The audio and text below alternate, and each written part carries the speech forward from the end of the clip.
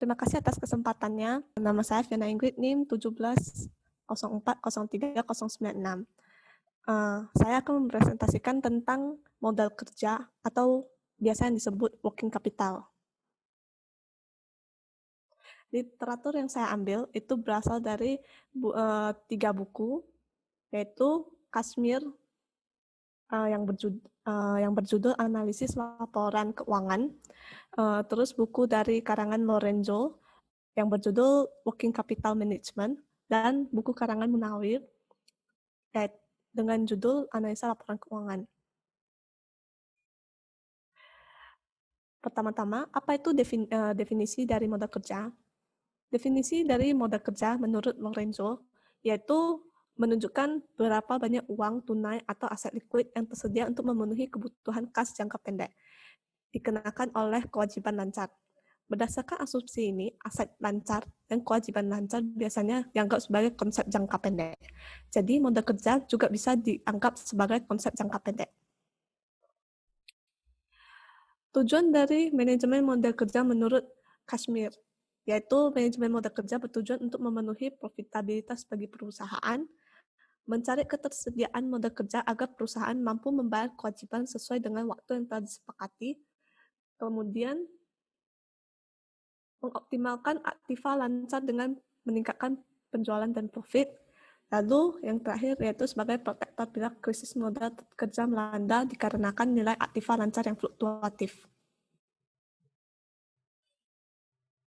Manfaat dari manajemen modal kerja yaitu melindungi perusahaan terhadap krisis modal kerja karena turunnya nilai dari aktiva lancar, kemudian memungkinkan untuk mendapat membayar semua kewajiban tepat pada waktunya, menjamin dimilikinya kredit standing perusahaan semakin besar dan memungkinkan bagi perusahaan untuk dapat menghadapi bahaya atau kesulitan keuangan yang mungkin terjadi.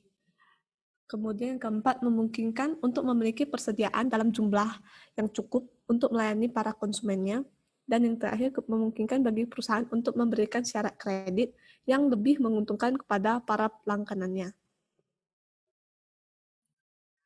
Sumber dari modal kerja biasanya berasal dari 4 sumber ini, yaitu hasil operasi perusahaan, yaitu jumlah laba bersih yang tampak dalam laporan perhitungan laba rugi ditambah dengan depresiasi dan amortisasi.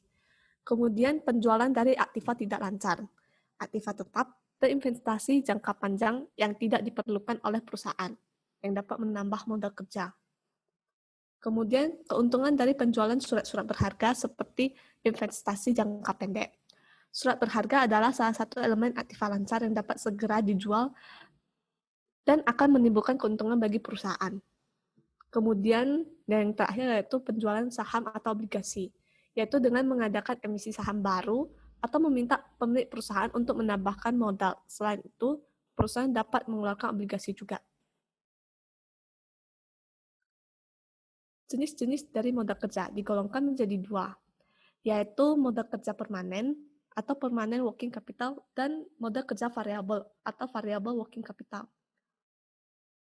Modal kerja permanen terbagi atas 2 jenis, yaitu modal kerja primer dan modal kerja normal.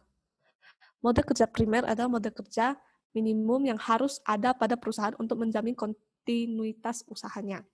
Sedangkan modal kerja normal yaitu jumlah modal kerja yang diperlukan untuk menyelenggarakan luas produksi yang normal.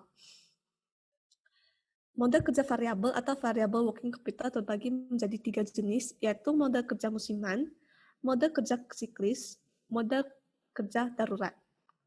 Modal kerja musiman yaitu modal kerja yang jumlahnya berubah-ubah disebabkan oleh fluktuasi musim. Lalu modal kerja siklis yaitu modal kerja yang jumlahnya itu berubah-ubah disebabkan karena fluktuasi konjungtur.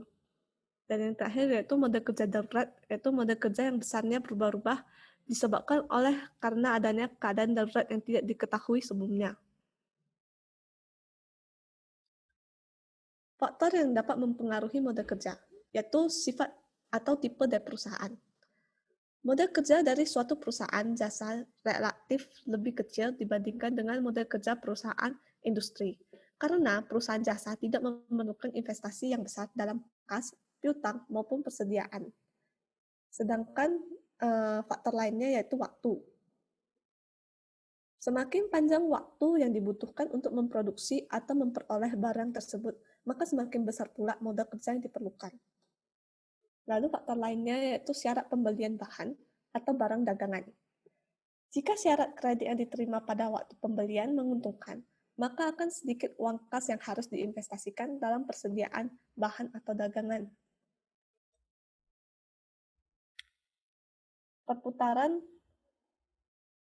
modal kerja atau working capital turnover.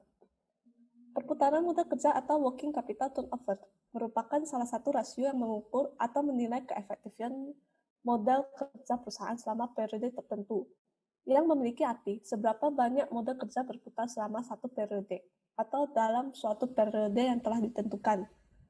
Mengukur rasio ini yaitu dengan cara membandingkan antara penjualan dengan modal kerja rata-rata. Perputaran modal kerja akan berpengaruh pada tingkat profitabilitas. Tingkat profitabilitas yang rendah bila dihubungkan dengan modal kerja dapat menunjukkan kemungkinan rendahnya volume penjualan dibanding dengan ongkos yang digunakan. Rumus yang digunakan dalam perhitungan rasio ini yaitu penjualan dibagi dengan selisih antara aktiva lancar dan hutang lancar. Sekian presentasi dari saya. Apakah ada pertanyaan dari teman-teman? Perkenalkan, nama saya Thomas. Saya mau bertanya, apakah baik memiliki modal kerja yang berlebihan? Terima kasih. Perkenalkan, nama saya Brian, NIM 17113. Kalau pertanyaan dari saya itu, hal apa yang ditunjukkan jika perusahaan memiliki nilai rasio perputaran modal kerja yang tinggi? Terima kasih. Baik, terima kasih atas pertanyaan dari teman-teman sekalian. Pertama-tama saya akan menjawab pertanyaan dari saudara Thomas. Apakah baik memiliki modal kerja yang berlebih? Jawabannya adalah, dengan tingkat kelebihan modal tertentu, hal tersebut aman saja bagi perusahaan. Akan tetapi, jika modal yang berlebih itu sangat banyak atau jumlahnya itu sangat banyak, maka modal tersebut dapat dihitung sebagai kelebihan modal kerja yang tidak terpakai, yang menunjukkan adanya dana yang tidak produktif dalam perusahaan, sehingga oleh akuntan harus diperhitungkan kembali untuk dapat meningkatkan efisiensi modal kerja dalam perusahaan. Selanjutnya, saya akan menjawab pertanyaan dari Brian, yaitu hal apa yang ditunjukkan jika perusahaan memiliki nilai rasio perputaran modal yang lebih tinggi. Semakin tinggi rasio menunjukkan bahwa modal kerja yang ditanamkan dalam piutang semakin rendah jika dibandingkan dengan rasio tahun sebelumnya. Dan tentunya hal ini menunjukkan kondisi perusahaan yang semakin baik. Sekian jawaban untuk pertanyaan teman-teman sekalian. Terima kasih. Terima kasih. Terima kasih.